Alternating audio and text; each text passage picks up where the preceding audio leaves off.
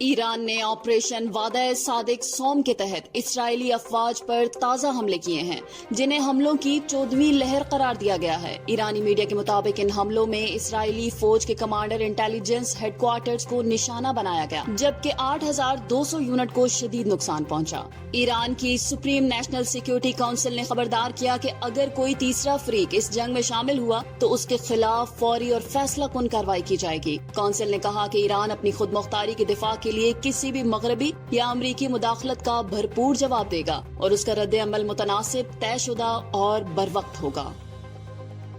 Field marshal general Syed Asim Munir نے کہا ہے کہ پاکستان دہشت گردی کے خلاف عالمی جنگ میں صف اول پر رہا ہے اور دنیا کو ایک محفوظ جگہ بنانے کے لیے بے پناہ انسانی و معاشی قربانیاں دی ہیں۔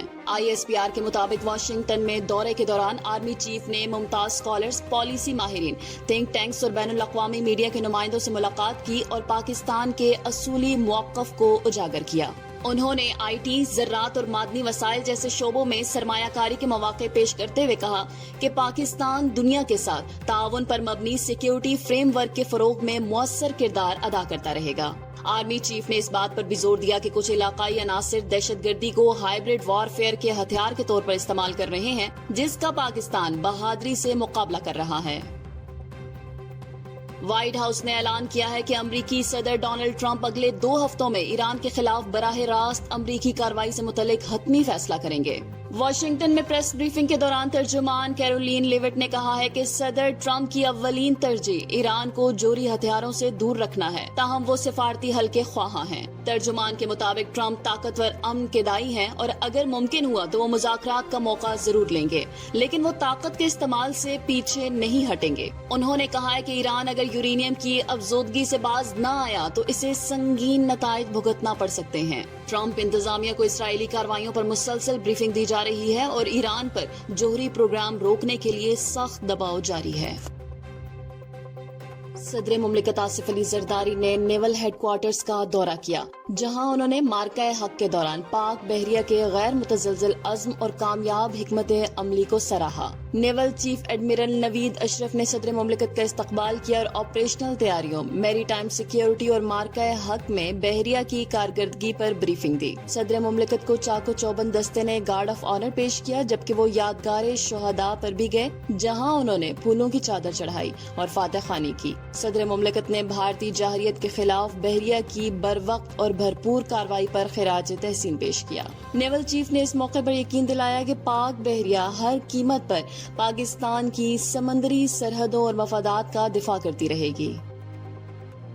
Field marshal general Syed Asim Munir کی امریکی صدر ڈونلڈ ٹرمپ سے وائٹ ہاؤس میں اہم ملاقات ہوئی، جس میں پاک بھارت کشیدگی، پاک امریکہ تعلقات اور ایران اسرائیل جنگ جیسے حساس امور پر تبادلہ خیال کیا گیا۔ ٹرمپ نے پاکستان اور بھارت دونوں کو جوہری طاقت قرار دیتے ہوئے کہا کہ جنرل عاصم منیر کو خطے میں جنگ روکنے پر شکریہ ادا کرنے کے لیے مدعو کیا گیا تھا۔ ملاقات میں اقتصادی تعاون، SIFC کے کردار، کرپٹو ٹیکنالوجی اور انسداد دہشت گردی میں اشتراک پر بھی بات چیت ہوئی۔ تجزیہ کاروں کے مطابق یہ ملاقات پاکستان کی سفارتی اور اقتصادی پوزیشن کے لیے فیصلہ کن موڑ بن سکتی ہے۔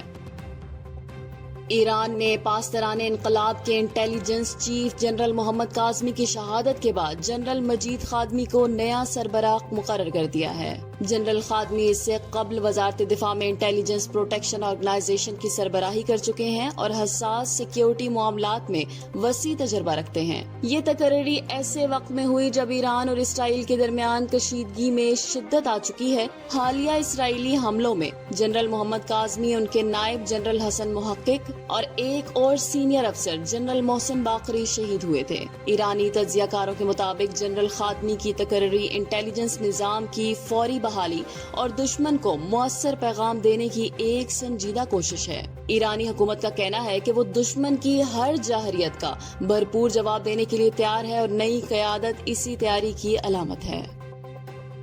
ایرانی سپریم لیڈر آیت اللہ علی خامنائی نے ایک ویڈیو پیغام کے ذریعے اسرائیل پر میزائل حملوں کو دنیا کے باوقار انسانوں کے لیے خوشی کا باعث قرار دیا ہے۔ ایکس پر جاری ویڈیو میں غزہ پر اسرائیلی مظالم اور ایران کے جوابی حملوں کے مناظر دکھائے گئے، جنہیں دنیا بھر میں جشن مناتے لوگوں کی فوٹیج کے ساتھ پیش کیا گیا۔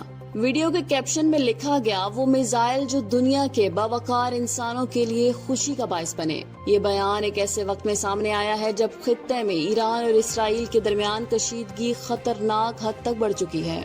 ایران نے ان حملوں کو دفاعی اقدام قرار دیا ہے جبکہ اسرائیل نے انہیں دہشت گردی سے تعبیر کیا ہے۔ عالمی سطح پر اس اقدام پر متضاد رد عمل سامنے آیا ہے، تاہم آیت اللہ خامنائی کا یہ بیان ایران کے سخت موقف کی واضح عکاسی کرتا ہے۔ ایران نے اسرائیلی سازش کو ناکام بناتے ہوئے ملک کو عدم استحکام سے بچا لیا۔ سینئر ایرانی رہنما محسن رضائی کے مطابق اسرائیل ایران میں شام جیسی خانہ جنگی کی منصوبہ بندی کر رہا تھا جس میں اعلیٰ فوجی قیادت کو نشانہ بنایا جانا تھا۔ انٹیلیجنس اداروں نے بروقت کارروائی کرتے ہوئے دشمن کا منصوبہ ناکام بنایا۔ ایرانی نائب وزیر خارجہ نے امریکہ کو خبردار کیا کہ وہ غیر جانبدار رہے۔ ایران ہر قسم کے دفاع کے لیے تیار ہے۔